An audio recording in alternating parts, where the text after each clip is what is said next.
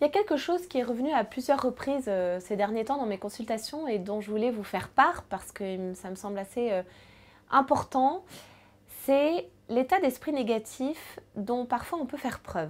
En réalité, je vous en parle dans un objectif bien précis, c'est que souvent on est pris dans une spirale négative et ça devient plus fort que nous. En fait, on n'arrive même pas à le dépasser parce qu'on ne prend même plus conscience que cet état d'esprit négatif est généré par nous.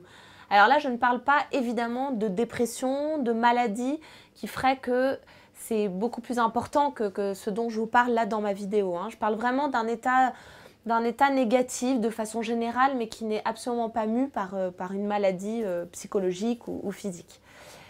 Là, je vous parle par exemple d'un déménagement. Vous déménagez pour peut-être suivre votre conjoint pour son travail ou autre situation.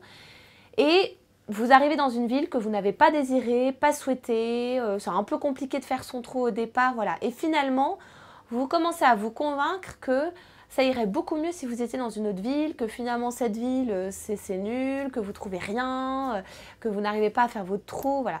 Et en fait, à force de se dire ça, on reste dans une espèce d'ambiance négative qui fait que réellement, vous n'arrivez pas à trouver votre place dans cette ville, à trouver du sens à cette ville, à faire quelque chose de vous dans cette ville, à pouvoir vous faire un réseau, à créer du lien avec d'autres personnes, parce que vous vous coupez et en fait, vous renvoyez aussi aux autres une image qui est un peu ambivalente en fait. Les gens ne savent même pas trop s'ils peuvent s'attacher à vous ou pas.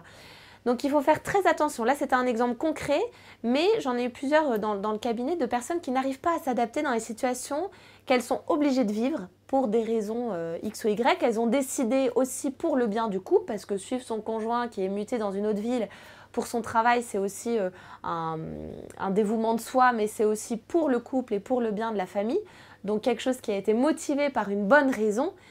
Donc essayez vraiment, même s'il y a des jours où vous avez le droit de dire vos difficultés, mais malgré tout, de vous remettre dans un état d'esprit positif et de vous dire qu'on peut faire quelque chose. Des situations qu'on vit, je reste convaincue que quand on le veut, avec une disposition psychique vraiment intelligente et qui fait qu'on prend sur soi, on peut trouver quelque chose de positif.